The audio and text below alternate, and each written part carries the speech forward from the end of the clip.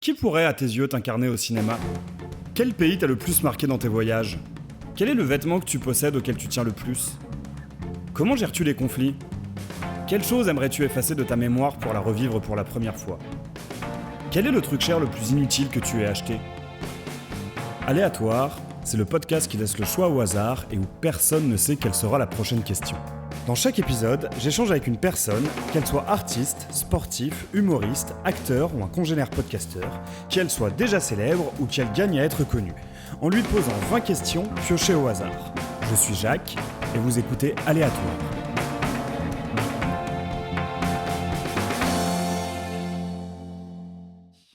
Yes.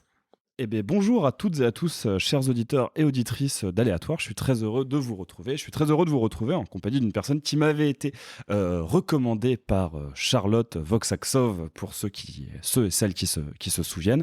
Je suis donc en compagnie d'Hildegarde. Salut. Salut. Très content que tu aies accepté mon invitation et que tu m'aies invité à te retrouver à Villejuif. Donc, Hildegarde, tu es avant tout musicien. Oui. Oui. Tu dirais ça aussi? Oui et non. Ok. En fait, si, mais c'est-à-dire que ce que je fais est un peu un truc avec plein de facettes et souvent j'ai du mal à dissocier la musique du travail visuel, mais aussi des réflexions que j'ai. Tout est imbriqué. Mm-hmm. Après, pour faciliter, je préfère dire que je fais de la musique. Ouais. Mm-hmm. Ok. Alors, on en parlait avant de commencer à enregistrer. Tu m'as dit que ton premier projet était sorti donc en 2016. Oui.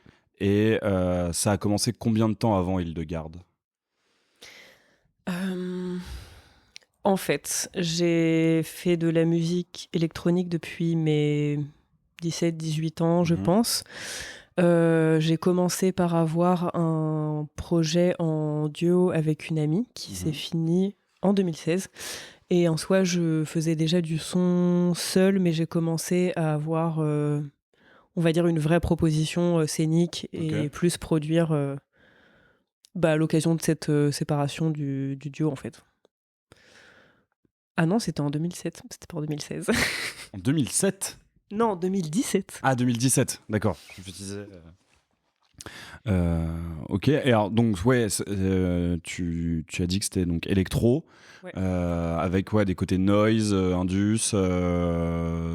Qu'est-ce que tu mets dedans? Je crois que sur mon site il y a écrit pop, XP, electronica. Je crois que l'électronica c'est ce qui résume le mieux ce que je fais. J'ai découvert ce genre via Björk, dont je suis très fan depuis que je suis enfant. Et après, il y a des trucs qui peuvent être plus pop, mais comme il y a des trucs qui peuvent être très noisy, quoi, ou carrément qui peuvent venir du field recording, puisque j'utilise aussi beaucoup de sons que j'enregistre. Alors, pour le coup, je suis pas sûr que On peut définir le field recording. Que tous les gens qui écoutent Aléatoire savent ce qu'est le field recording. Est-ce que tu peux nous expliquer? Le field recording, ça consiste en enregistrer des sons,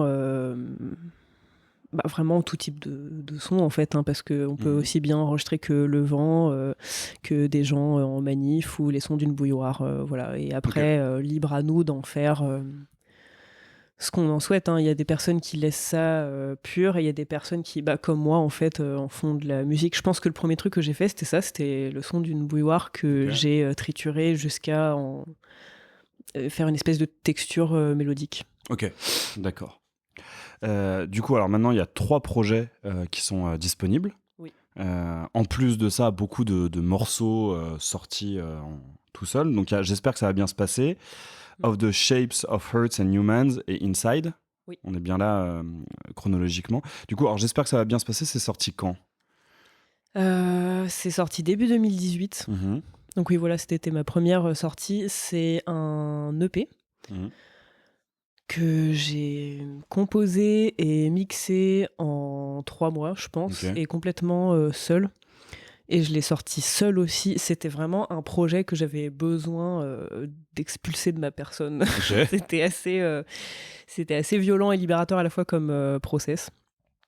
Et c'est à partir de là que j'ai commencé à faire beaucoup de scènes et à faire d'autres propositions. Parce qu'au-delà de ça, en fait, à la base, je suis performeur et plasticienne. Ok. Parce que j'ai fait les Beaux-Arts de Cergy. Et en fait, je suis rentrée en faisant de la peinture et du dessin. Et je suis sortie en faisant de la musique électronique et de la performance. Ok. Voilà. Et du coup... suite à la sortie de cette EP, on m'a à la fois proposé de faire de la scène pour faire des concerts, mais aussi des performances. Performances durant lesquelles je me présente à peu près de la même manière et en général, j'ai un message politique et poétique. Ok. Voilà. Très bien. Donc ensuite vient Of the Shape of Hearts and Humans. Oui. Que tu sors toute seule aussi, enfin tout seul ou qui sort sur un label? Tout seul aussi? Ouais, ça aussi, ça dure 10 minutes, hein. C'est un petit EP de noise ambient mélodique. Et je l'ai fait en 3 semaines. C'est 3 semaines que j'ai passées en novembre de l'année dernière chez moi, sans sortir de chez moi. Et j'habite à la campagne et je vis seule. Donc c'était encore une fois un truc très introspectif et que j'ai sorti spontanément. Et ça m'a fait du bien parce que justement, du coup, ça m'amène à Inside, qui est un album, du coup, sur lequel j'ai commencé à travailler.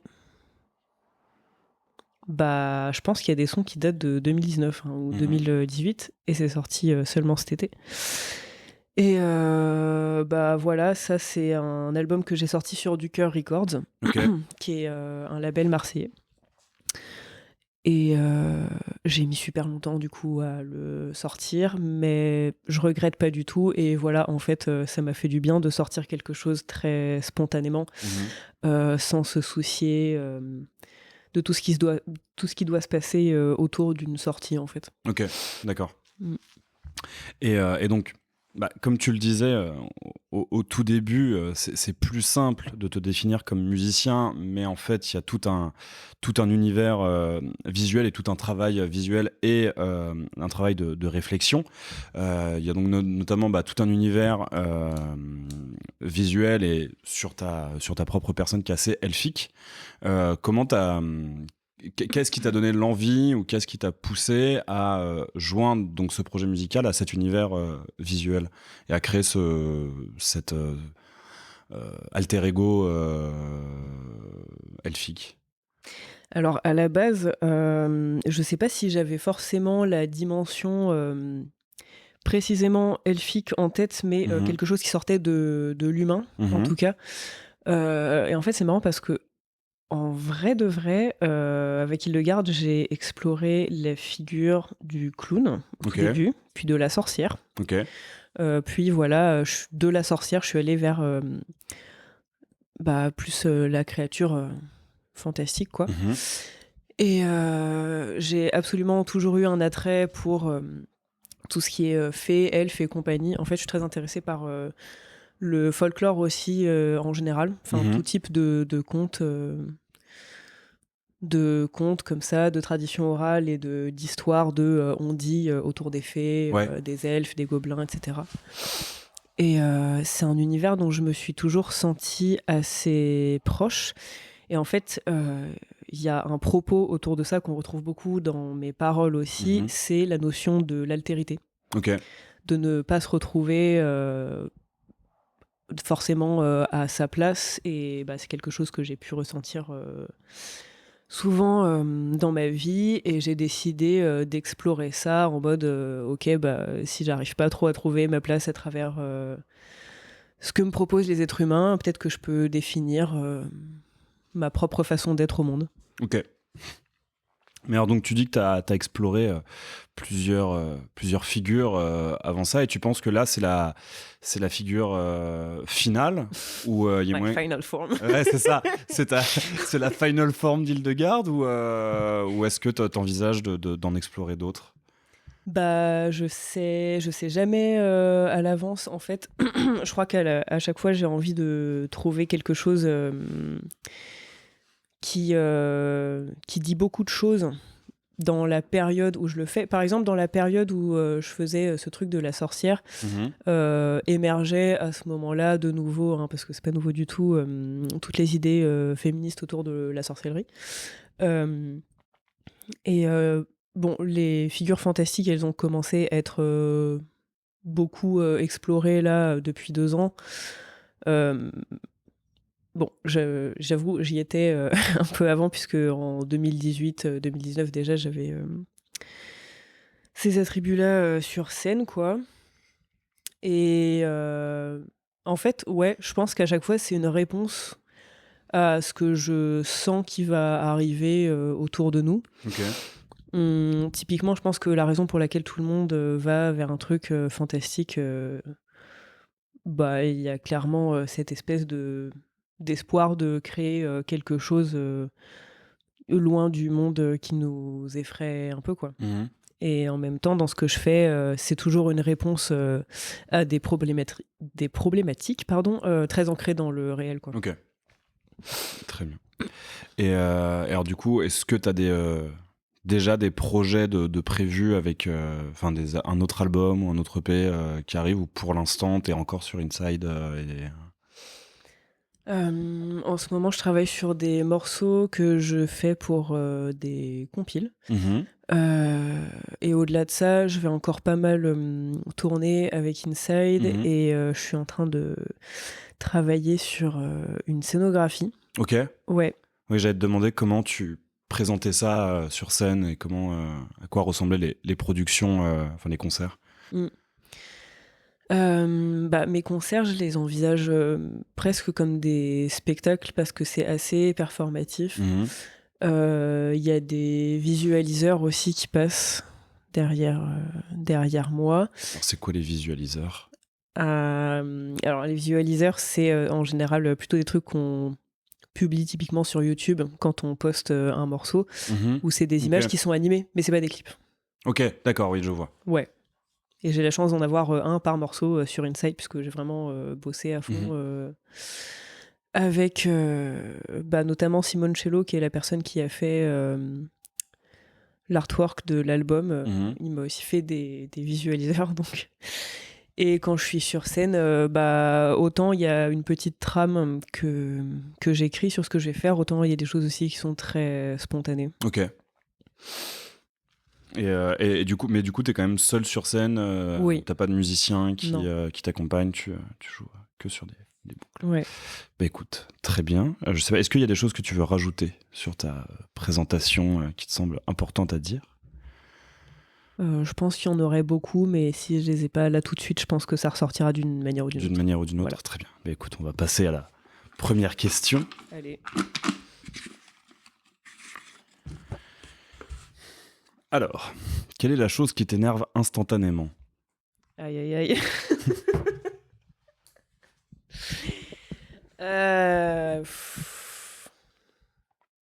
Je réfléchis un peu. Je pense qu'à chaque fois, je vais pas mal... Je prends toujours beaucoup mon temps quand on me pose des questions. Fais-le. Le temps que le petit train dans mon cerveau ait fini de tourner. Je pense que la violence gratuite, c'est un truc qui me fait bondir. Enfin, que ce soit envers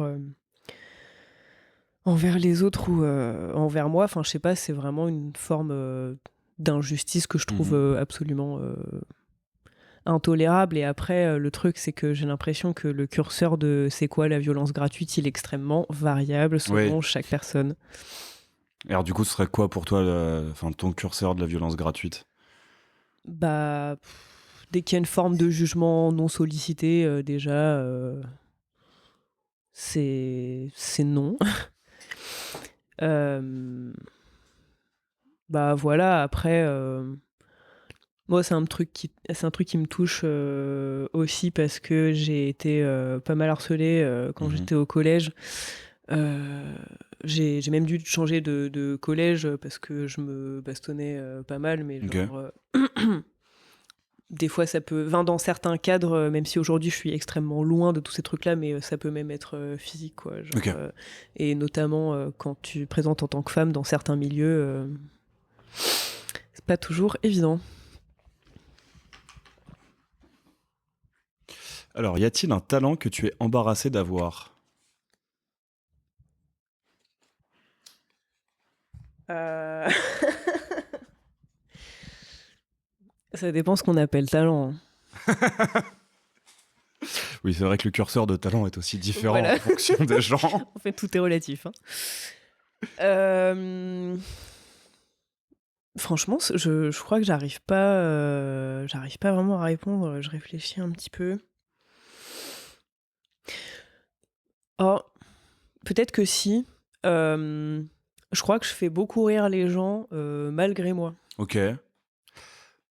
Des fois, ça peut être par des attitudes ou des mimiques ou genre je me rends pas compte que mon rire est hyper drôle. Enfin, après, c'est pas les gens se moquent pas. Hein, c'est juste Ok, oui. ils trouvent ça plutôt mignon, je pense. Ouais. C'est pas de la moquerie. D'accord. Mais genre, je me rends absolument pas compte, quoi. Ok, très bien.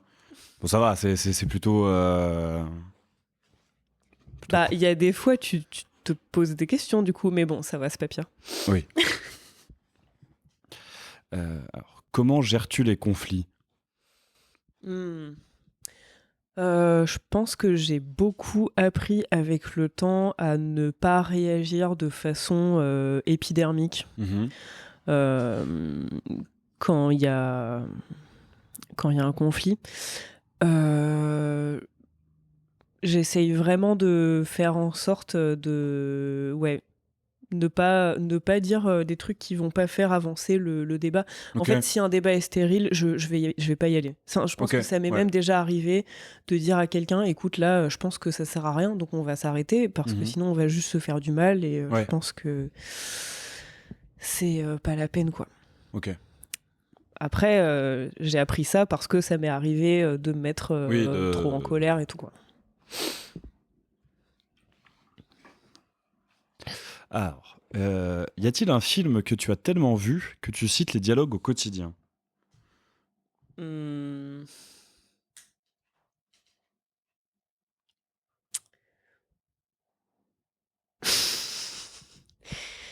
Franchement, je sais pas trop. Je pense que quand il y a des films dont on cite les dialogues au quotidien, c'est surtout que les autres nous les ont cités au quotidien. C'est pas faux. Voilà, genre... Des films ou des séries d'ailleurs, mais... Ouais, grave. Non, mais genre La Cité de la Peur, je pense que mes potes m'ont tellement rincé. Ou La Classe américaine aussi. Bien sûr.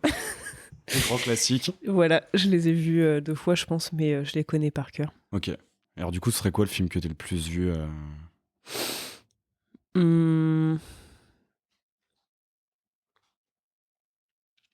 Je réfléchis. Je pense que quand j'étais ado, c'était probablement Virgin Suicides, qui est un film de Sofia Coppola. Ouais. C'est pas le genre de film dont tu vas retenir les dialogues, effectivement. Les dialogues, oui, c'est plutôt atmosphérique et contemplatif. Et je pense qu'aujourd'hui, j'aurais énormément de choses à redire. Et en même temps, je pense que ça me toucherait toujours. Et l'esthétique me touche toujours de toute façon. Ok.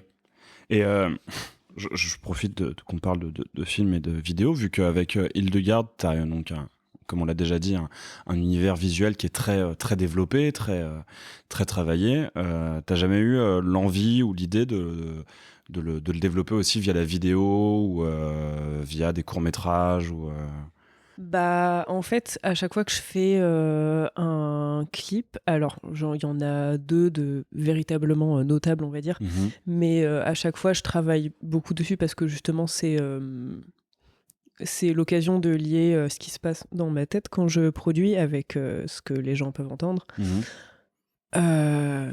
Donc ouais, il y a un clip qui s'appelle H4E qui est issu de J'espère que ça va bien se passer, que j'ai scénarisé, mis en scène et monté moi-même. En fait, j'aime beaucoup la vidéo, j'aime beaucoup en faire. Et il y a un autre clip qui est sorti il y a pas longtemps, qui s'appelle Moody Noon et qui est un clip issu d'une track qu'on peut retrouver dans Inside. Après, j'ai jamais songé à faire de court-métrage. Je pense que si je devais m'atteler à une œuvre un peu plus... dans une discipline différente ou un truc aussi conséquent, ça serait plutôt dans l'écriture, en fait. Ok. Ouais. Et j'ai d'autres clips en préparation et à chaque fois, ce qu'il y a, c'est que mes idées, faut qu'elles collent à un budget pour Oui. commencer. J'ai de la chance d'être hyper bien entourée et de pouvoir souvent emmener avec moi des gens qui sont chauds pour faire des trucs de bric et de broc ensemble. Et là, plus ça va, plus je peux développer les idées que j'ai. Voilà. J'ai l'impression que mes réponses aux questions, c'est un hydre à plusieurs têtes qui part dans tous les sens. Oui. C'est un peu le but. Cool. Quel est le plus beau compliment que l'on t'ait fait ? Un peu deep, mais je pense que c'est qu'on m'ait dit que j'étais belle quand je pleure. Ok. Ouais, c'est un truc qu'on m'a dit. Enfin, je pense qu'on m'en a fait d'autres qui sont même plus beaux, mais c'est un truc qui m'est arrivé quand j'étais au collège. Et genre, comme je disais, j'avais un petit souci d'intégration. Et le fait qu'on me dise ça, alors que j'étais dans la détresse la plus totale et qu'en général, on se trouve vraiment super chum au collège. Bah, je sais pas, ça m'avait vachement touchée en me disant ok. Ok. Ouais, j'ai du mal à développer. Et après, non, les compliments qui me touchent vachement, c'est quand on me dit que je sais prendre soin des autres, je pense. Très bien. Mais tu te souviens de qui t'avait dit ça au collège ? Bah, une amie qui me consolait alors que j'étais en train de pleurer d'accord. dans la cour. Parce que ça peut être un compliment, mais ça peut être aussi assez vénère comme phrase. Bah non, mais franchement, quand j'étais ado, je crois qu'on me l'a dit même 2 fois, et à chaque fois, c'était quelqu'un de bienveillant vers moi qui me consolait. Mais ouais. Alors, question aussi assez deep, celle-ci. Si tu pouvais parler à la personne que tu étais il y a 10 ans, que lui dirais-tu ?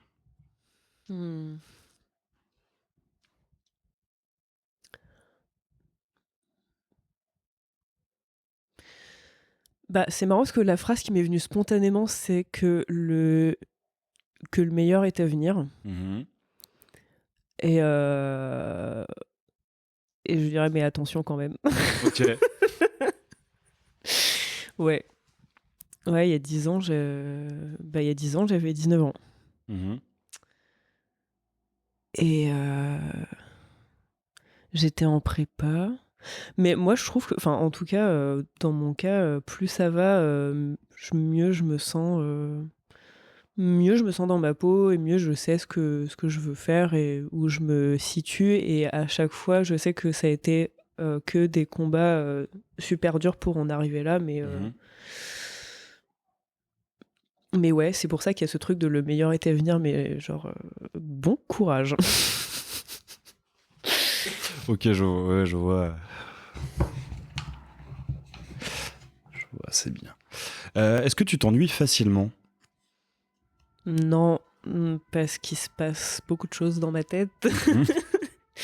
Non, ça s'arrête jamais. En fait, je pense que j'aimerais même m'ennuyer plus facilement. Ok. Ouais.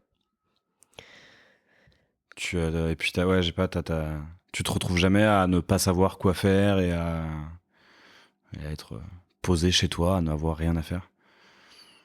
Bah, c'est-à-dire que je suis plutôt écartelée entre un tas d'envies, un tas de possibilités, et mon cerveau a du mal à choisir. Bon, j'ai un trouble de l'attention qui m'a été diagnostiqué il y a quelques temps, qui est assez vénère, donc j'imagine que ça fait partie du truc.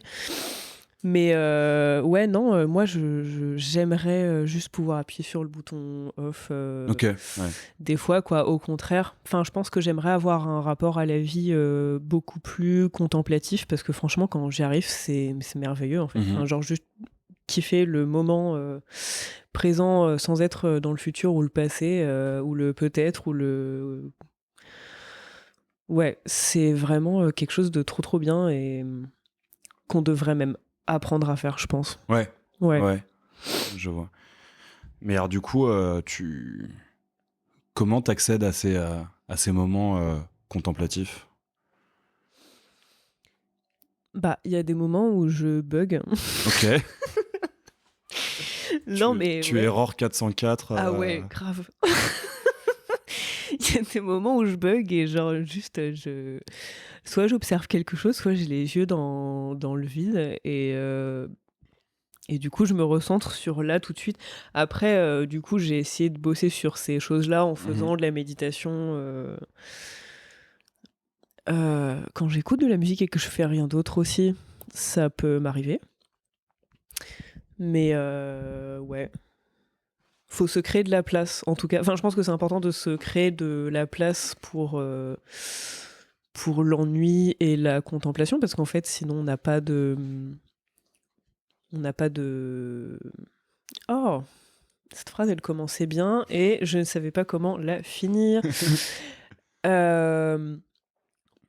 Ouais, en fait, il y a des fois où je pense qu'il faut s'arrêter et laisser les pensées couler toutes seules, quoi. Enfin, faut vraiment se laisser de la place et c'est super dur de bah, trouver cette place, quoi, en général. Et alors, normalement, cette question peut potentiellement sortir, mais t'entretiens quel rapport avec les réseaux sociaux et tout ce qui peut capter ton attention de manière super facile numériquement? Je crois que j'ai vraiment un rapport d'amour-haine au réseau. En fait, à la base, je m'en méfiais vachement. J'ai eu très tard Facebook, Instagram et tous ces trucs-là. Et j'ai commencé à avoir un compte Instagram en faisant une espèce de performance sur ce que je suis et inviter les personnes à se questionner sur est-ce que c'est vraiment ce que je suis? Est-ce que ce que je dis, c'est vraiment ce que je pense? Est-ce que je suis un personnage ou est-ce que je suis vraiment moi? Et en fait, je crois que c'est une question que je pose toujours et que je poserai probablement toujours. Et je me suis trop prise au jeu, en fait. Enfin, je pense très sincèrement. Mais voilà, je pense qu'il y a des fois... c'est vraiment trop nécessaire de couper un petit peu tout ça. Bah, d'autant plus quand on est dans la création, quand on est artiste et qu'on est vraiment active sur les réseaux, quoi. Ouais, ok. Alors, si tu pouvais exercer n'importe quel métier, lequel choisirais-tu? Bah, je suis déjà assez contente avec ce que je fais. Ah, j'ai oublié de préciser quelque chose, mais à côté de la musique, je fais de la coiffure à domicile. Ok. Beaucoup de couleurs, enfin, genre... Oui. Évidemment, je m'amuse pas mal là-dessus.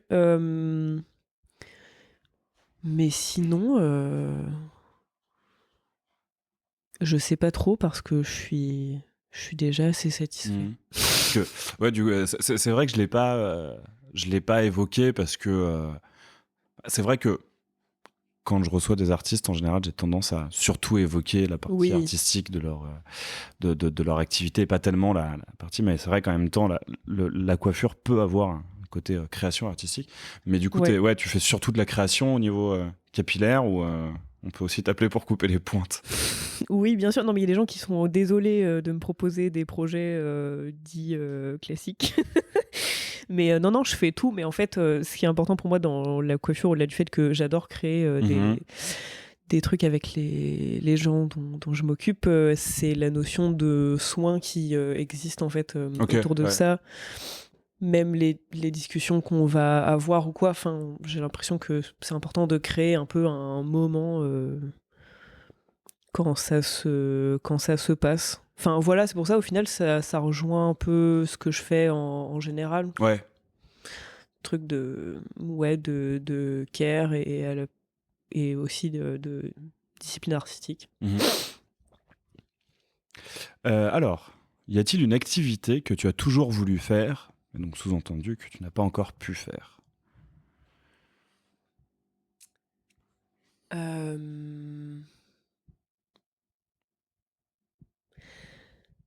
Et bah, très honnêtement, ça serait le fait de pouvoir sortir de mon corps, je pense.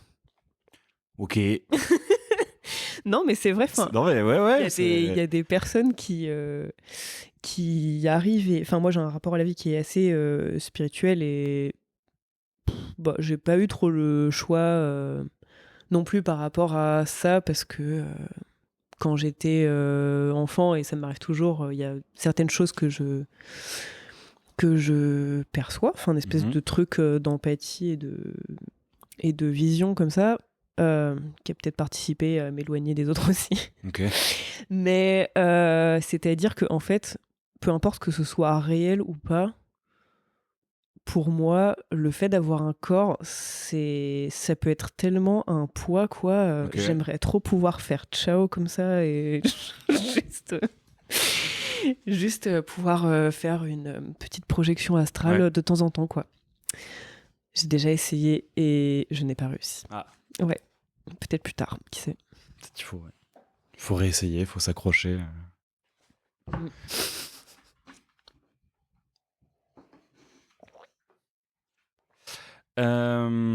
Alors, quelle chose aimerais-tu effacer de ta mémoire pour la revivre pour la première fois ?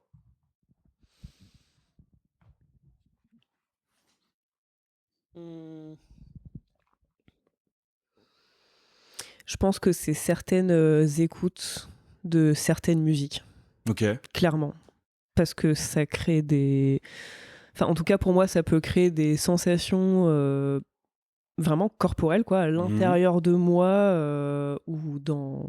Bah, je sais pas, dans mon cerveau aussi, qui sont hyper intenses. Et plus tu écoutes ce morceau... moins cet effet va être fort. Enfin, il y a quand même des morceaux, je pense que j'ai pu les écouter pendant 2 ans et qui m'ont fait pleurer à chaque écoute, vraiment. Mais voilà, c'est jamais pareil que lors de la découverte du morceau. Ouais. Et t'aurais des titres ?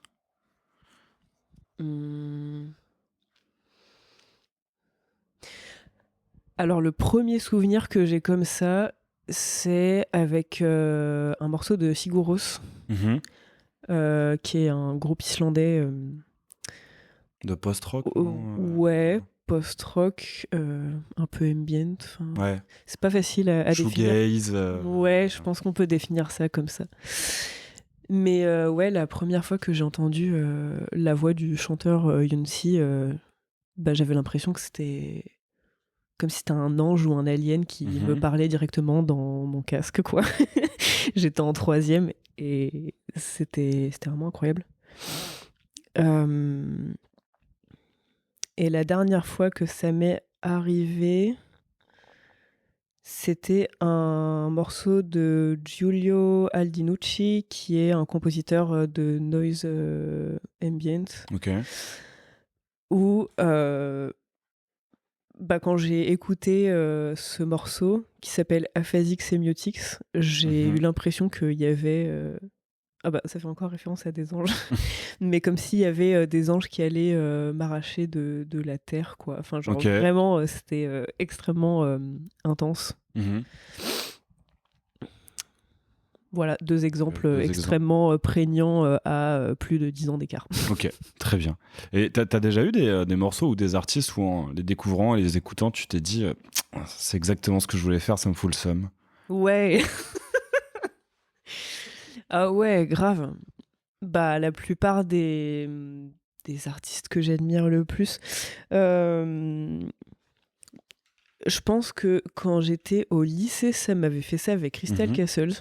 Ok. Après, ça me l'a fait avec Grimes à l'époque où elle faisait des productions assez expérimentales.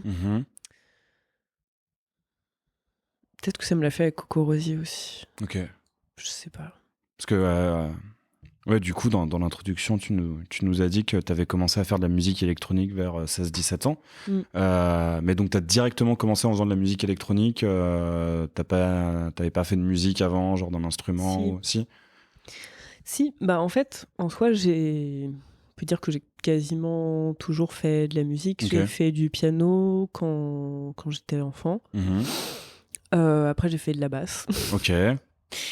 J'ai eu un groupe de rock. C'est très bien. Au lycée.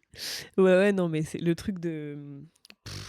Enfin, en fait, avec le recul, me dire que j'étais la fille dans une bande de garçons qui faisait de la basse dans un groupe de rock au lycée, tu vois. Enfin, Il y a un petit côté déjà vu, effectivement. Mais... ouais, c'est ça. Ouais, puis même en termes de, enfin, la place de, ouais, c'est la meuf qui fait la basse. Qui fait la basse, et qui chante en plus. Donc, en plus, là, voilà. Ouais, et je faisais un peu de synthé aussi. Mais oui, j'ai commencé à chanter, quand j'avais 16-17 ans, je pense. Ok. Et en fait, à partir du moment où j'ai découvert la musique électronique, je me suis dit, waouh, mais en fait, je peux tout faire tout seul. Ok, d'accord. Et voilà. Pourquoi je m'emmerde avec ces 3 mecs alors que je peux tout faire? Exactement. Ok, très bien. Et alors, du coup, j'étais en train de piger la question, mais ouais. Tu nous as du coup dit aussi que tu avais commencé l'électronique avec un duo. Avec une autre personne. Et c'est pas un truc qui te manque parfois, justement, les projets collaboratifs avec d'autres musiciens et musiciennes? Si. Si, en soi, je fais toujours un peu des collaborations. Dans mon dernier album Inside, il y a des collaborations. Et après, comme d'habitude avec les amis, on a plein de projets ensemble, mais des vies parallèles aussi. Oui. Ouais. Non, après, il y a d'autres choses qui vont sortir, mais j'aime beaucoup travailler en duo quand même. J'aime bien que ce soit ponctuel et un choix, en fait. Ok, ouais, je vois. En gros. Est-ce que tu as un objet porte-bonheur?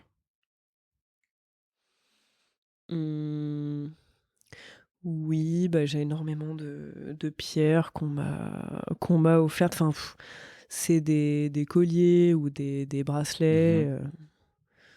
Trucs de pierres semi-précieuses. Je n'en achète pas et je conseille de faire très attention d'ailleurs quand on achète ce genre d'objets parce que ça peut être extrait dans des conditions horribles. Enfin, c'est vraiment un sale business, quoi, les pierres semi-précieuses, et il faut faire gaffe à tous ces trucs.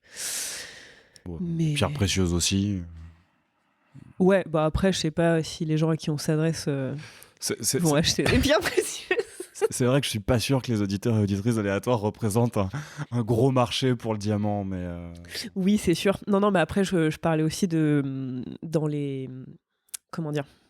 Dans tous les objets qui peuvent être issus d'une culture un peu New Age, spirituelle, machin, qui en fait sont extrêmement bullshit et qui sont produites dans des conditions pas géniales, quoi. Enfin, carrément en exploitant des gens, en fait. Oui, ouais. Bref, du coup, je repense à la question d'objets porte-bonheur. Je crois que c'est des choses que je me fabrique moi-même en général. Ok. Ouais. Avant de monter sur scène, des fois, j'ai des espèces de petits... je dessine des espèces de petits talismans, enfin, comme des seaux que j'ai créés. J'utilise des huiles aussi. Enfin, voilà. D'accord, ouais. Mais c'est pas forcément des trucs qui te suivent depuis 15 ans. Non. Ouais, et que... Ou si tu le perds, ce serait vraiment une catastrophe. Non. Non, ok, ouais. Non, pour le coup, je crois que j'étais vachement comme ça quand j'étais plus jeune. Et plus ça va, plus je me suis détachée de trucs matériels. Et j'essaye de créer moi-même... mes trucs qui me mettent bien, parce que je sais pas si ça porte réellement chance, mais il faut déjà se mettre dans de bonnes conditions. Et au niveau des instruments, t'en as pas auxquels tu tiens énormément? Enfin, tu composes uniquement via ordinateur, ou t'as aussi des instruments qui ne sont pas... alors j'allais dire pas numériques, mais si, il y a des instruments numériques qui sont pas forcément liés à un ordinateur, mais c'est essentiellement de la MAO ou pas, ta façon de composer? Du coup, ouais, carrément. J'ai quand même une guimbarde et un ocarina que j'utilise un peu sur scène. Ok, d'accord. Mais je sais pas vraiment enfin, je sais pas vraiment en jouer. Oui et non, j'ai pas vraiment appris, j'ai appris par moi-même, et je saurais pas faire un morceau d'ocarina ou de guimbarde. En fait, de toute façon, dans ma pratique du son en général, je suis plutôt à... Enfin, j'ai même plus l'impression d'être créateur de bruit que musicien. D'accord. Parce que je cherche à inventer des sons et des mélodies et trouver des textures, mais je crois que j'ai tout oublié du solfège. Je fais pas vraiment. Je m'efforce de faire attention à certaines structures qui peuvent être efficaces ou quoi, mais à la base, ouais. Ok. Et sinon, non, du coup, j'ai pas vraiment de. Voilà, j'ai un clavier MIDI aussi. Oui. Ouais, t'as pas de synthé particulier auquel tu tiens. Non, pas du tout. Enfin, ce que j'aime le plus là-dedans, c'est les VST, les plugins que j'utilise. Enfin, c'est-à-dire que c'est une émulation de synthétiseur, par exemple. Alors, quel serait le voyage de tes rêves ?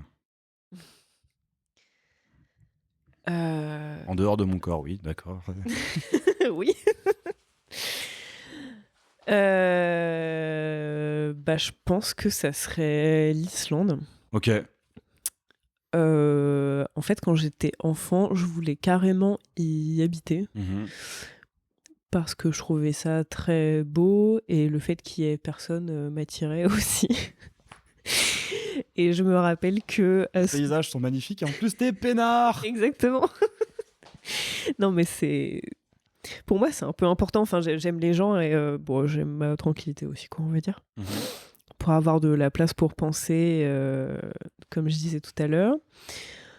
Et ouais, je me rappelle que quand j'étais enfant, j'avais dit ça à ma sœur et à ma mère et elles m'ont dit on viendra pas te voir parce qu'il fait trop froid. Ok.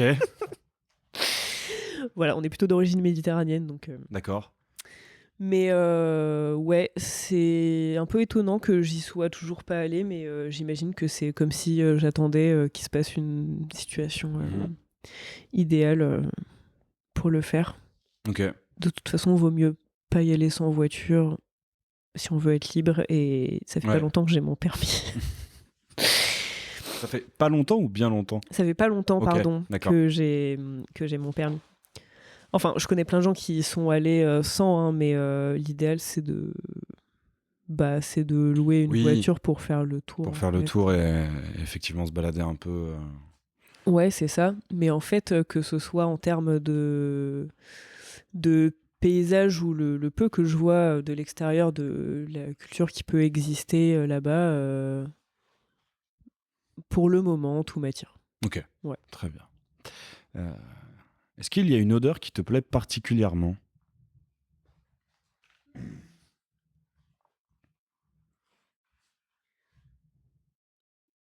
Je crois que j'aime beaucoup l'odeur du bois qui brûle, enfin, ou du bois qui a brûlé. Je me chauffe au bois chez moi. T'as un poêle ? Ouais, c'est ça. Je me chauffe avec des bûches.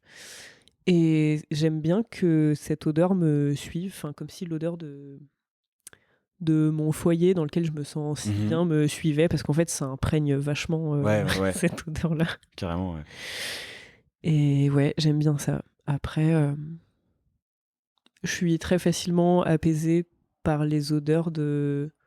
que des fleurs violettes, en fait. Enfin, de la lavande ou de la violette. D'accord. Est-ce qu'il y a des choses que tu ne peux pas pardonner ? Ouais, rarement sortie celle-ci. Elle est dure. Hein. Oui, alors ça en fait, encore une fois, je pense que tout est relatif. Je pense que ça dépend de la capacité de la personne qui m'a fait du mal à se remettre en question et à faire acte de rédemption. En fait, je pense que moi, ce que j'aurais plus de mal à pardonner, c'est le fait de faire de la merde plusieurs fois. Plusieurs fois, d'affilée, ou... Enfin, voilà, je pense que de reproduire des choses qui nous ont déjà été reprochées. Ouais. Okay. Grave. Enfin, je pense qu'il y a plein de gens aussi dans ma vie avec qui j'ai été très conciliant. Et en fait, au bout d'un moment, quand t'as trop tiré sur la corde, c'est pas la peine.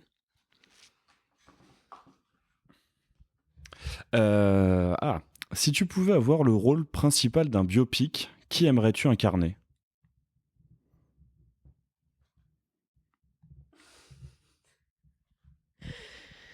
Waouh, elle est super dure cette question, je trouve.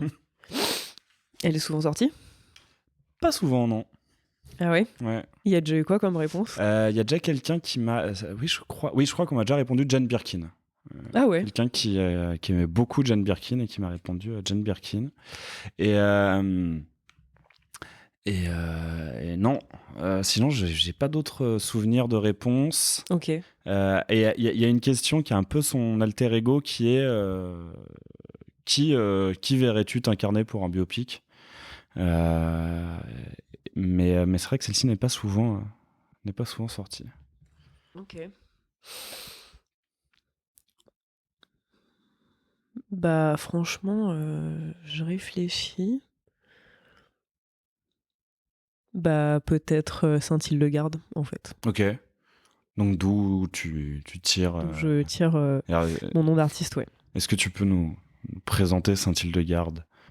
Alors Saint-Hildegarde, aussi connu sous le nom de Hildegard von Bingen, c'était une nonne allemande du Xe siècle.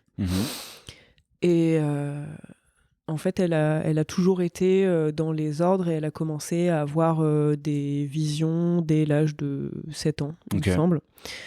Elle a consigné toutes ses visions dans des écrits et elle a passé sa vie à faire ça.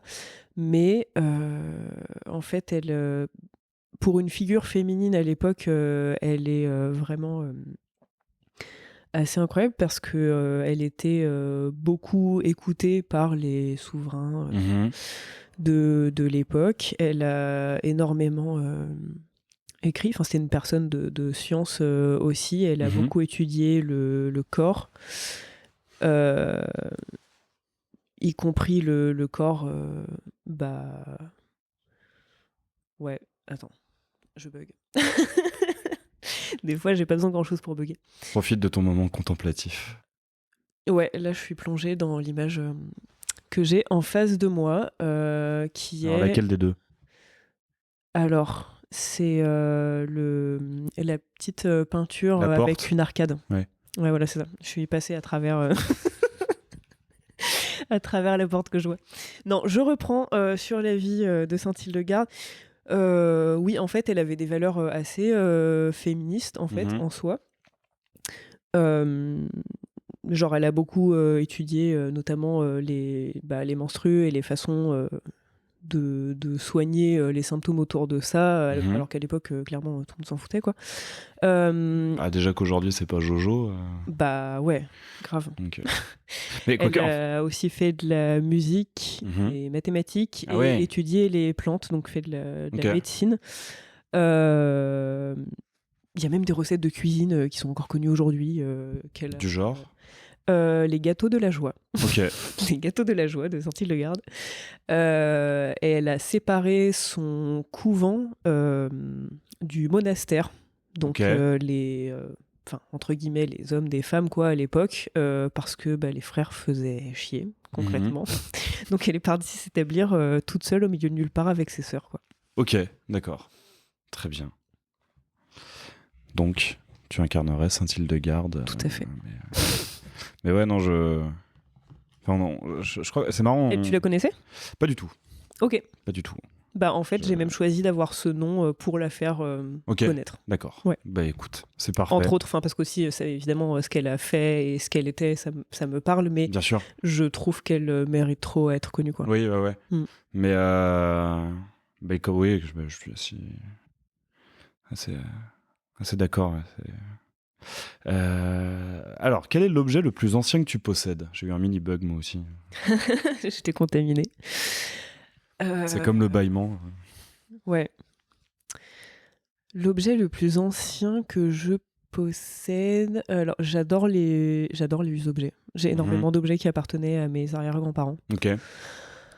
Et je pense que le plus ancien que j'ai actuellement... Et bah, c'est étonnant, venant de ma part, puisque j'ai été, végane pendant 6 ans, mais c'est une étole en vison. OK. En fait, elle a appartenu à mon arrière-grand-mère et ma grand-mère a décidé de me la donner et en fait, Mmh. bah, c'est marrant parce qu'en fait, j'ai beau avoir ce truc d'ancien, végan et tout, j'ai énormément de je trouve souvent, par exemple, des petits squelettes, Mmh. d'animaux ou quoi, enfin des restes animaux et j'ai comme un espèce d'hôtel chez moi où j'ai un peu rassemblé, tout le monde Oui. pour qu'ils Oui, aient une bah, compagnie. après, tu les as pas tués, quoi, c'est des choses que tu trouves dans la nature, Non, donc c'est ça et en fait, c'est cette étole, c'est pareil, c'est un héritage, quoi et en fait, elle est encore extrêmement, brillante alors qu'elle a, mmh. clairement, plus de 100 ans ou 120 ans, quoi. Ah ouais. Ouais et je me rappelle qu'à l'époque, bah, déjà, ça m'avait, quand ma grand-mère m'a dit ça et que j'ai vu ce que c'était un vison, je lui ai dit: «Oh là là, mais c'est horrible» et elle m'a dit un argument que j'accepterais pas aujourd'hui, mais que, si la fourrure est belle, c'est que, l'animal a été, bien traité et a eu une belle vie et du coup, bon bah, Mini Delphes a fait: «Bon d'accord, OK». Oui, effectivement, c'est un peu, du moins tout pour les personnes Oui, tu véganes, c'est un peu, bah, non, mais c'est clair, enfin, pour moi, ça a jamais été un vrai argument, d'avoir une belle vie, en fait, oui, oui, oui. moi, si j'ai une vie, sympa, mais que demain, je me fais, assassiner, gratos, bah, c'est Oui. dommage aussi, Ça, hein, oui, voilà. ça fait pas plaisir pour autant. Ouais. Que fais-tu pour t'endormir? J'ai des énormes troubles du sommeil, donc là, je peux faire une liste de trucs que je fais, pour m'endormir. J'écoute beaucoup de bruit blanc. OK. Ouais. Soit, enfin de l'eau qui coule ou de la pluie ou, le vent, Mmh. très fort aussi, OK, ouais. ou du bruit blanc, synthétique. OK. Attends, est-ce que tu vois qui est Rocky Erickson? Non, pas du tout. C'était le fondateur des 13th Floor Elevator, donc OK. le groupe qui a un peu, inventé le rock psychédélique OK. et on leur a dit: «Ah, vous devriez prendre du LSD» et puis ils en ont pris. C'est mal passé, sauf que Rocky Erickson, il a continué à en prendre, donc il s'est retrouvé en hôpital psychiatrique Oh. et à la fin de sa vie, effectivement, il ne pouvait pas être dans une pièce sans qu'il y ait énormément de bruit blanc synthétique autour de lui, parce que sinon les voix, elles étaient trop fortes dans sa tête. Oh Et waouh! il a fait des albums de fou, en garage, psyché, limite krautrock, c'est incroyable. OK, Je te, bah, faudra que je- Rocky Erickson. Rocky Erickson, je OK, te faut que je recommande. note. Bah, en fait, j'ai découvert le bruit blanc, pour couvrir mes acouphènes, Ok, à la base. d'accord. Avant, c'était un bruit qui m'énervait. Ok, ouais. Mais maintenant, du coup, ça m'aide, pas mal. Après, sinon,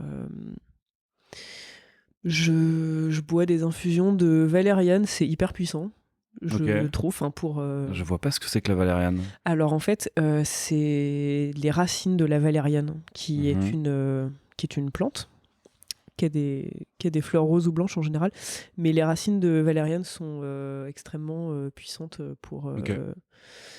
c'est j'allais dire un dépressant, dépressurisant, je sais plus, je ne sais plus comment on dit, mais bon voilà. Heu et chez moi, j'ai aussi plein de petites lumières, en fait, j'adore les lumières comme les lumières pour les bébés. Ouais, ok. Les veilleuses. Ouais, ou des trucs qui tournent ou qui font des Mhm. petites étoiles et qui changent de couleur et tout. Voilà, enfin, j'ai un tas de petits, rituels pour, trouver le sommeil. Ok. Ah, j'aime beaucoup cette question et elle sort pas si souvent que ça. Si Mmh. tu pouvais réaliser un documentaire, sur quoi porterait-il? Mmh. Sur le cyberharcèlement.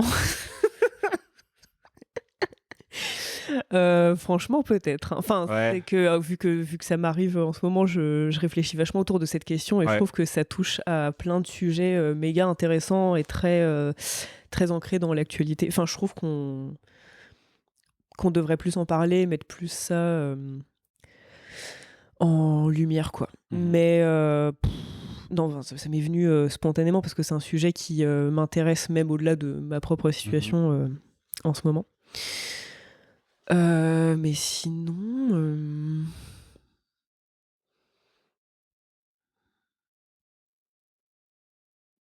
Bah là, comme ça, je sais pas trop. Il y a un tas de sujets qui passent dans ma tête, genre sur la sensibilité des êtres qui nous entourent et tout. Sur est-ce qu'on est dans une simulation ou pas? Enfin, il y aurait trop de trucs à faire. Ok. Peut-être tout à la fois, je ne sais pas. Est-ce qu'on est dans Matrix? Ouais. Alors, excuse-moi. Mais ouais, tu voudrais le. Toi, t'aurais une idée de comment tu l'axerais si tu faisais donc un documentaire sur le cyberharcèlement? Bah déjà en donnant la parole à des personnes concernées, parce que souvent j'ai l'impression que tant que ça nous arrive pas ou que ça n'arrive pas à nos proches, on se rend pas du tout compte de l'impact que ça a. Enfin, moi je connais plein de gens qui comprennent pas trop que ça m'ait mise mal ou que ça ait un tel impact sur mon travail, mais en fait c'est quelque chose qui est tellement envahissant que tu peux pas passer à côté. Et en fait je pense que ouais, les gens qui sont pas méga confrontés à internet et aux réseaux sociaux, ils se rendent pas du tout compte. Ouais.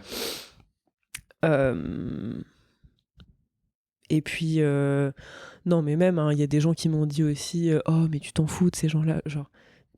Oui, mais bon, si c'est. Évidemment. Hein. Enfin, moi, à la base, même, c'est plutôt ce que j'ai fait, où j'ai dit à tout le monde ne lisez pas les commentaires sur les trucs sur moi, parce que ça va juste vous faire du mal et ça sert à rien, et qu'il faut pas donner de crédit, en fait, aux gens qui nous veulent du mal. Mais au bout d'un moment, quand c'est des centaines et des milliers ça, ouais. de...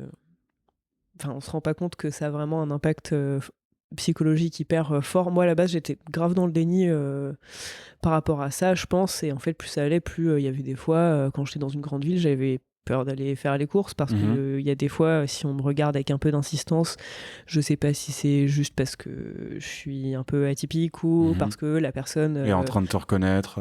Oui, c'est ça. Et en fait, quand c'est comme ça, tu peux te dire, mais est-ce que ce mec est en train de mal me regarder, il m'a pas déjà littéralement menacé de mort sur internet? Enfin, genre, ça peut aller super loin, tu vois. Mais au début, j'ai l'impression que c'était même plus mes proches, enfin, ou plutôt les gens bien informés des réseaux qui étaient plus touchés que moi. Okay. Et c'était trop triste. Enfin, je voulais pas qu'ils soient touchés à cause de ces gens-là, quoi. Okay. Bref, oui, donc j'interrogerai les personnes concernées en premier lieu, et je pense que de là, je ferai une toile un peu autour de ça. Ok, très bien. Si tu pouvais créer un croisement entre deux animaux pour en inventer un nouveau, que ferais-tu? Je pense que j'essaierai de trouver un truc qui allie un peu plus l'air et l'eau. Genre un animal qui pourrait aller dans des profondeurs sous-marines et qui pourrait aller très haut dans les airs aussi. En fait, je réfléchis plutôt comme ça que quel animal, tu sais. Donc, il n'y a que sur Terre qui sait pas quoi faire. Ouais. Ok. Ouais, non, mais... C'est le meilleur moyen de fuir ce qui peut lui faire du mal. Non, je sais pas. Non, quand même, les milieux sous-marins et aériens commencent à être bien pollués aussi. Mais du coup, ça serait une chimère avec des ailes et... Ouais, je sais pas. Mi-poisson, mi-oiseau, quoi. Quel est l'oiseau qui vole le plus haut? Oh, c'est une très bonne question. Internet doit avoir la réponse à notre question. Oui, c'est sûr. Parce que je réfléchissais aussi aux animaux des abysses, quoi. Attends, tu veux foutre des ailes aux saloperies là, qui ont leur lumière et leurs énormes mâchoires? Baudroie volante. Tu veux vraiment créer des baudroies volantes? Vraiment Oui, créer des monstres. Non. Le projet est terrifiant, hein. J'avoue. Enfin, non, mais créer un xénomorphe tout de suite, c'est plus rapide en fait. Enfin... Non, mais je sais pas. Je pense à toutes les formes possibles, quoi. Mais l'enfer. Oh, allez, un espèce de serpent magique avec des ailes. Là. Ok. Voilà. Quelle innovation technologique aimerais-tu voir inventée?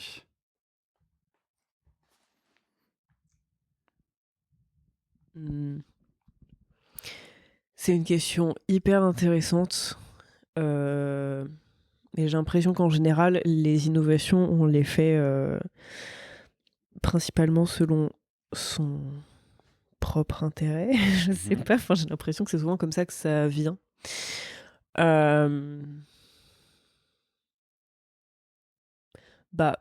Moi, j'ai toujours rêvé de pouvoir me téléporter. Ça, c'est clair, franchement. Ça serait cool de voir ça. Et en même temps, ce qu'on peut se dire, c'est que ça serait forcément une espèce de désagrégation Ah bah oui. de nos particules. Et ça ferait que, en fait, c'est comme si on mourrait et on renaîtrait à chaque fois. Enfin, je sais pas. Dans le sens où tu te désintègres, tu vois. Oui. Et après, bon, tu renais pas vraiment parce que tu reprends le cours de ta vie où t'en étais. Mais je sais pas. Enfin, en tout cas, philosophiquement, je trouve ça assez intéressant. Et sinon, je sais pas. Je pense que ça pourrait être intéressant aussi comme question. Quelles innovations technologiques t'aurais peur de voir arriver? Et alors, ce serait quoi? Je pense que ça serait un truc de genre de contrôle de la conscience ou enfin bon, ça existe déjà plus ou moins. Non, mais faire une échelle où t'as carrément un truc implanté dans le cerveau, quoi. Et je sais pas trop ce que je penserais d'un truc qui rend immortel aussi, parce que j'ai l'impression que ça servirait forcément à des personnes qui ont tous les pouvoirs et bien sûr, ouais. voilà. Enfin, à partir de là, en fait, moi à la base j'étais hyper intéressée par le transhumanisme, mais genre il y a hyper longtemps et jusqu'à ce que je me rende compte de qui tirait les ficelles de tout ça, mais à la base je trouvais ça génial. Okay. Ouais, c'est clair, c'est assez effrayant. Mais je l'avais découvert avec un artiste qui s'appelle Neil Harbisson et qui est né... ça me dit quelque chose. En fait, il est né sans la faculté de voir les couleurs. Ok. Et il a travaillé avec des ingénieurs pour se créer une sorte d'antenne qui est reliée à son cerveau et qui va devant son front. Et de cette façon, il peut entendre les couleurs. Ok. Et le fait de pouvoir s'inventer un sens, ça, je trouve ça assez incroyable. Et d'ailleurs, cette personne, c'est le premier cyborg officiel, si on peut dire, parce que il a sur sa photo de ses cartes d'identité, il a le droit d'avoir son appareillage, ce qui est normalement formellement interdit. D'accord. Putain, je savais. Alors ça me surprend moyennement, mais je ne savais pas. Du coup, c'était il y a 15 ans, je pense. Hein.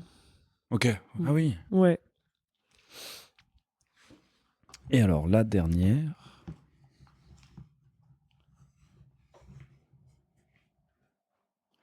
Bon, vas-y, je vais la poser, mais ce sera pas la dernière parce que je l'aime bien, mais elle sort beaucoup en ce moment. Tu peux faire voter n'importe quelle loi, laquelle choisirais-tu?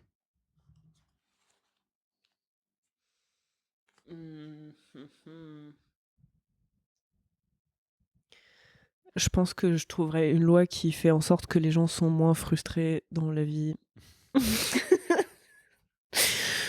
Peut-être que le salaire universel pourrait aider à ça, du coup. En fait, je pense que ça serait soit ça, soit un truc contre les discriminations, mais qui, du coup, couvre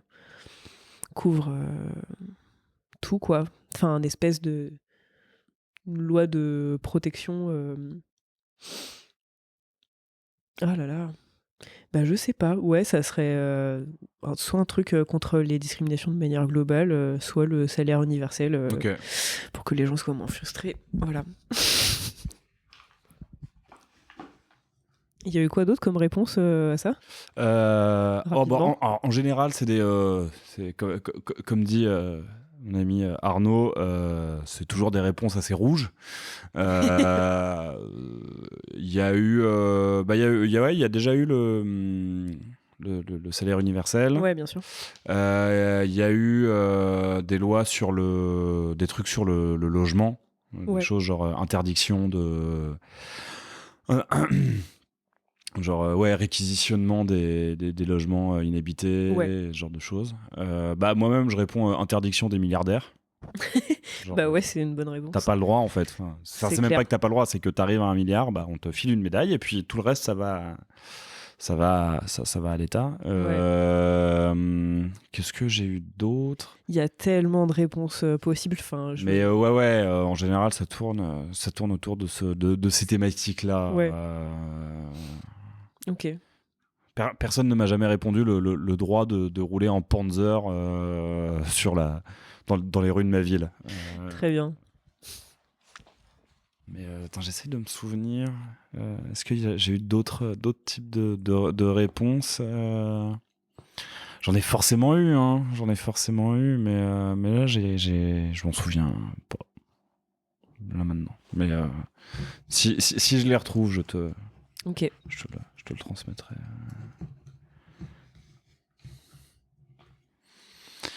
Allez. Quelle est la passion que tu vois souvent chez les gens, mais que tu ne comprends pas?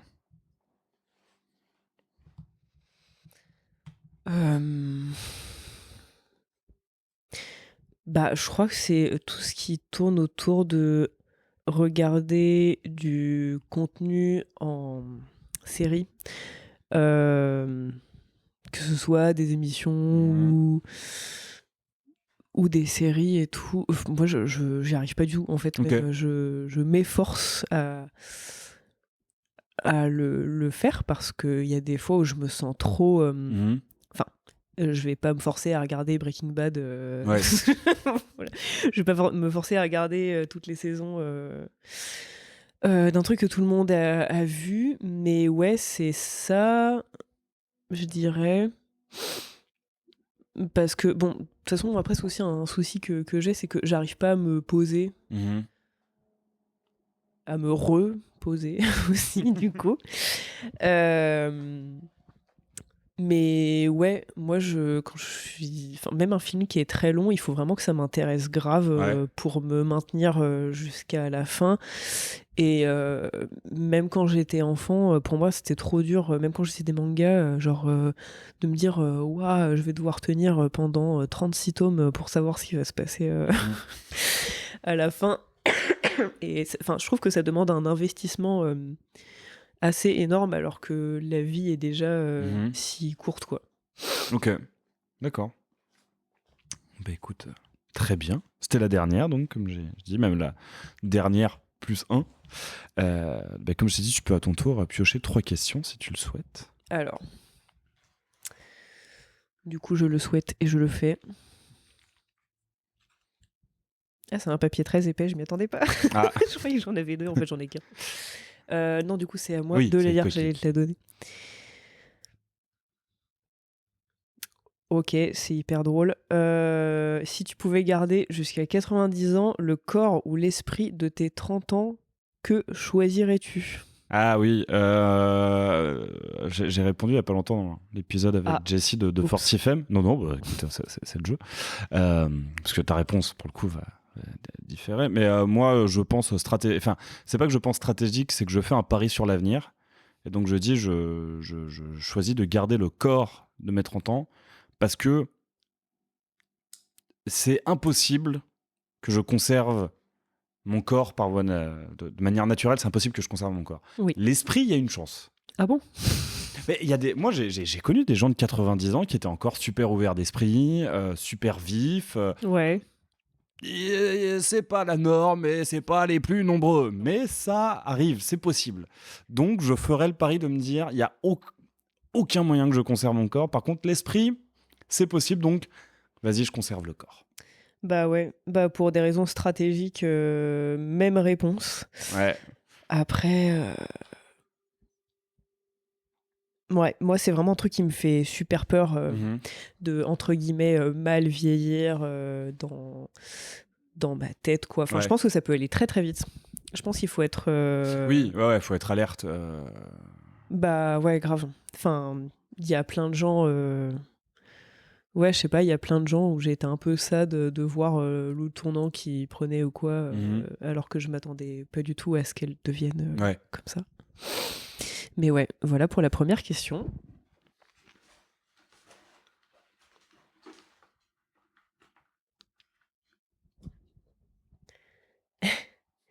Le jeu vidéo auquel tu as le plus joué? Alors, il faut savoir que je me suis mis à jouer aux jeux vidéo qu'assez tard, OK. parce que mes parents ont toujours refusé que j'ai une console à la maison. Ah yes.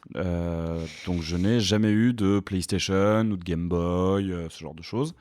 Après, j'avais l'autorisation de jouer à des jeux sur ordinateur, Ouais. ce qui est assez bizarre parce que je pourrais dire, mais c'est parce que l'ordinateur il était dans leur chambre.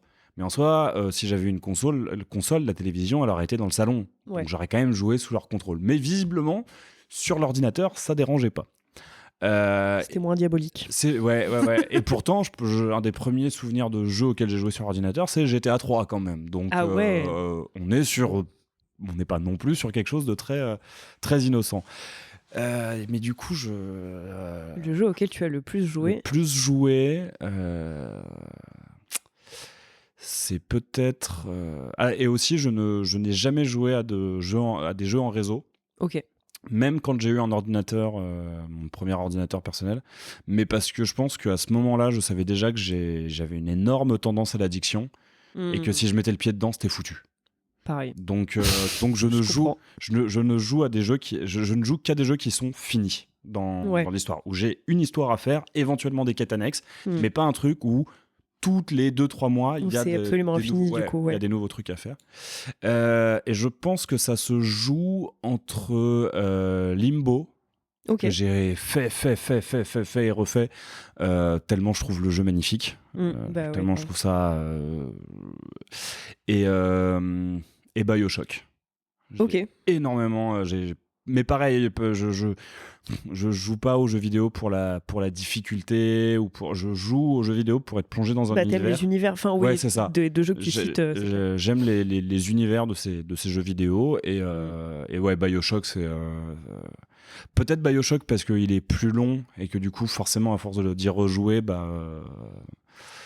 j'y ai plus. Tu le revis différemment. Ouais, je l'ai plus. Non, mais en termes d'heures, c'est plus que Limbo. Mais ouais, ça doit être un de ces deux là, soit Limbo, soit BioShock. Et c'est eux qui se bataillent aussi pour la position de mon jeu vidéo préféré. Donc voilà. Peut-être avec GTA V aussi que j'ai pas mal saigné.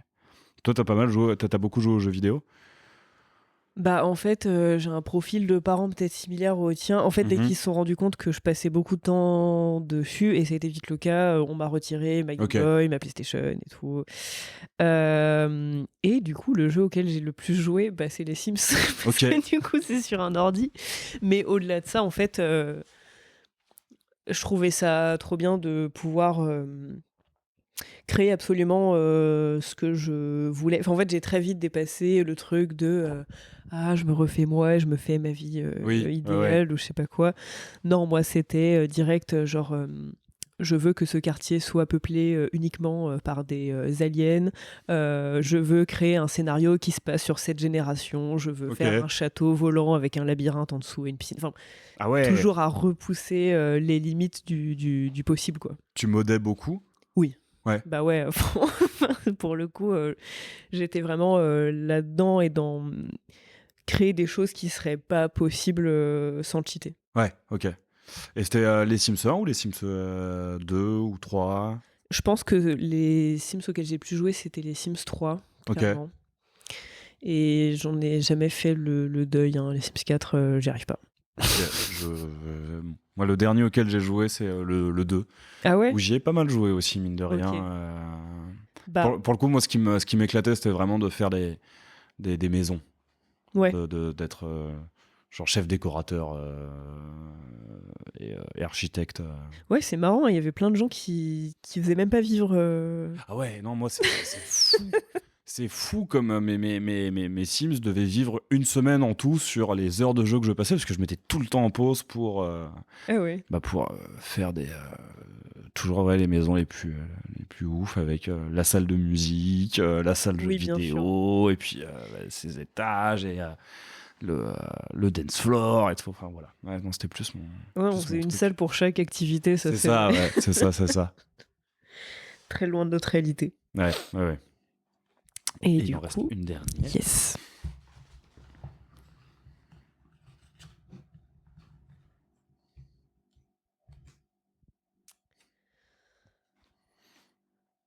Waouh. Si tu devais disparaître et changer d'identité, que ferais-tu? Ah, Tu l'as déjà eu? non, je l'ai déjà posé, mais je l'ai jamais eu. Ok. Et je suis très emmerdé par cette question parce que Ah, je, je suis quelqu'un qui bouge très peu et ok. qui voyage très peu. Et je crois que ça s'explique en grande partie parce que j'ai la flemme. D'accord. Dans le sens que je n'ai jamais vécu en dehors du 93. Ok. J'ai toujours vécu dans le 93. Tu pourrais rester dans le 93 avec une identité différente, hein. Faut disparaître quand même. C'est grand. C'est vrai que le 93, c'est très grand. Franchement, C'est vrai que le 93, c'est très très grand. Non, mais qu'est-ce que... te pose pas la question de bouger. Ouais, bah... Euh, J'ai pas envie de me raser la tête, parce que j'aime bien mes cheveux quand même. Donc, non, je pense que je serais bien emmerdé si je devais... Parce qu'en plus, il y a la question de si je devais disparaître. Donc, ça veut dire que j'ai fait une connerie. Faut que je me fasse oublier. Donc, T'es très rattaché à la réalité, hein, du coup. Genre, ça se trouve, t'aurais juste envie de changer de vie. Enfin, je sais que c'est pas le cas maintenant, mais genre, Bah oui. supposons, tu vois. Bah, allez, si j'avais envie de changer de vie, quelle vie j'aurais aimé avoir C'est bizarre parce que la première chose à laquelle je pense, c'est des endroits aux États-Unis et en même temps, j'ai pas du tout envie de me retrouver aux États-Unis. Tu vois, genre. Je vois.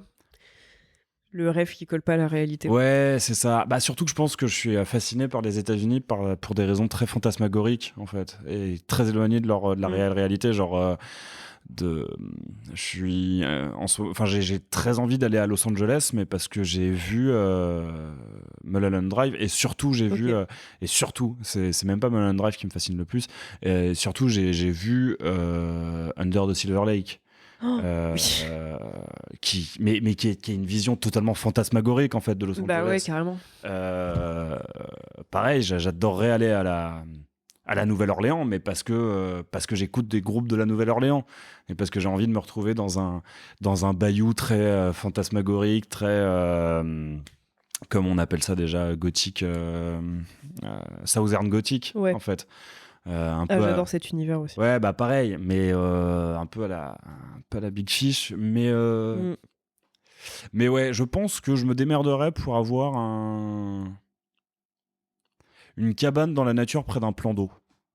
Un Ok. truc dans le genre où je sais pas exactement, Mais part du mais principe que les choses sont possibles, hein. oui, mais je pense que ouais, une cabane un peu inaccessible dans Dans un ton marais. ouais, un peu dans un marais, ce genre Shrek de truc. Life. Non, mais je vois, enfin, l'image est belle. Je peux pas m'empêcher de penser à Shrek, mais Alors, je dois faire une confession, je n'aime. peut-être parce qu'il est juste derrière moi. Ah, Voilà, derrière moi actuellement, il y a une peluche de Shrek, mais il a l'air hyper sympa là. oui, Genre, je dois faire une confession, je n'aime pas vas-y, Shrek. la vie doit être dure pour toi sur internet. Je les ai vus quand j'étais gamin et j'ai pas compris. Et il y a pas longtemps, je me les ai su refaits parce que, Ah ouais, quand effectivement, même. sur internet, ça en parle pas mal et c'est une grosse référence. Et notamment, je passe beaucoup, beaucoup de temps sur Twitter. Ah bah, Donc, et ouais. sur Twitter, ça parle beaucoup, beaucoup de Shrek aussi. Et j'ai retenté et je capte pas le délire. Et pourtant, ça devrait me plaire, hein. C'est des trucs ultra référencés, avec ouais, plein de références cachées, plein de trucs pour. Mais je sais pas, Bah, en fait, c'est un matériel rigolo plutôt que touchant, je pense. Enfin, je pense que quand j'étais enfant, ça m'avait touché quand même. Mais voilà, on peut en faire des trucs Ouais, ouais, drôles ouais. et c'est un peu absurde en fait. Après, c'est vrai que maintenant, c'est devenu une référence extrêmement mainstream. Je pensais jamais que ça atteindrait Ouais, cette ouais, ouais. proportion-là. Du coup, sorry pour la comparaison entre ta vie rêvée et Shrek. Ouais, parce que, alors, du coup, toi, si tu devais disparaître et changer de vie, que ferais-tu? Yes, à mon tour. Euh, À moi de te trouver une comparaison peu glorieuse. Ben, moi, je pense que je serais littéralement sorcière. Très bien. Enfin, genre installée dans un coin un peu reculé et à soigner les gens et faire de la divination et écrire des contes Ok. aussi. voilà, qui n'est pas une activité de sorcière à la base, mais je le voudrais. On peut envisager une sorcière qui écrit des contes, hein, ça ne me semble pas antinomique. Bah oui. Bon, en tout cas, Hildegarde, merci beaucoup pour ton temps, avec plaisir. pour tes réponses, pour ta participation. Comme je te dis, il y a une dernière question, pas tout à fait, mais quand même un peu une dernière question, qui est: est-ce que tu pourrais me donner 2 personnes que tu aimerais entendre dans Aléatoire, une avec qui tu peux me mettre en relation, et une personne plus inaccessible, où ce serait vraiment le kiff de découvrir que cette personne a pu participer à Aléatoire? Ouais. Alors, en personne impossible, je pense que ça serait Ethel Cain, qui est une chanteuse américaine qui m'obsède pas mal ces temps-ci. Je sais pas si tu vois qui c'est. Non. Alors, en fait, elle a grandi justement dans un contexte très Southern Gothic, genre complètement avec son père. Son père est prêtre. Et il se trouve qu'elle s'est fait excommunier à l'âge de 12 ans parce qu'elle était gay. D'accord. Et ensuite, elle a transitionné. Donc, du coup, elle a fait le bingo de ce qui pouvait ne pas plaire à l'environnement dans lequel elle a grandi. Ouais, voilà, c'est ça. Et elle fait une musique très belle et qui me touche très profondément. Avec une esthétique qui va dans le sens de là où elle a grandi aussi, en fait. Enfin, elle s'en sert beaucoup de toute cette esthétique-là, même si forcément, du coup, ça lui a fait aussi du mal dans son parcours. Et sinon, dans les personnes que je connais,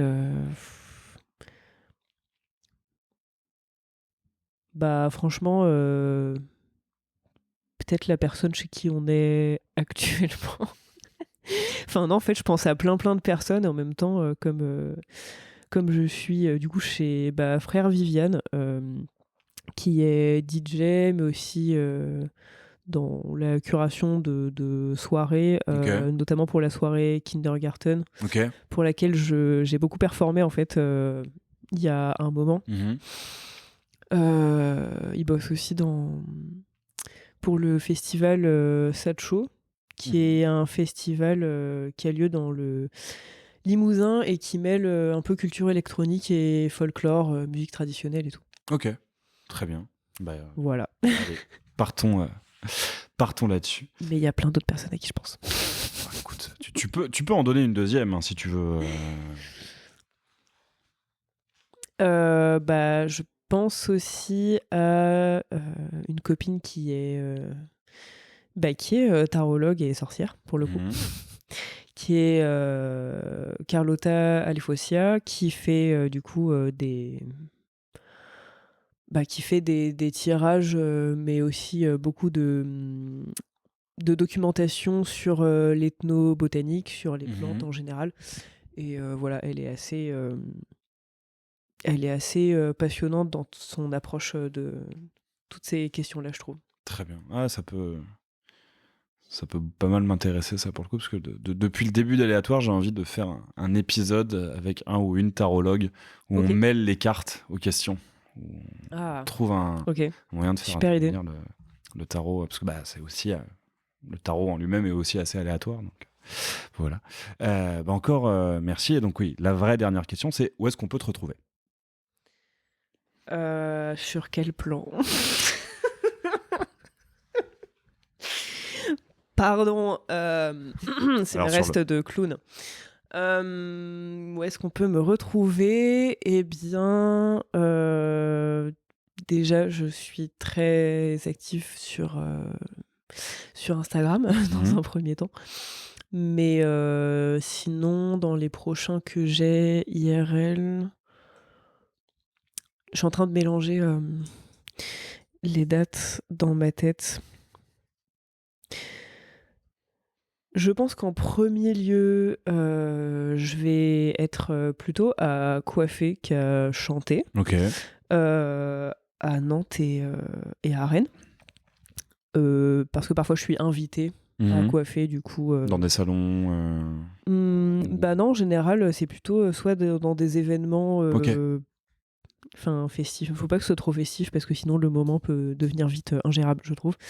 Il y a une galerie d'exposition de photos qui s'appelle La Chambrée à Rennes, qui est tenue par un collectif queer, qui m'invite, tant que leur galerie n'est pas utilisée, à prendre place, et j'ai carte blanche en tant que coiffeur. Donc ça, c'est assez cool.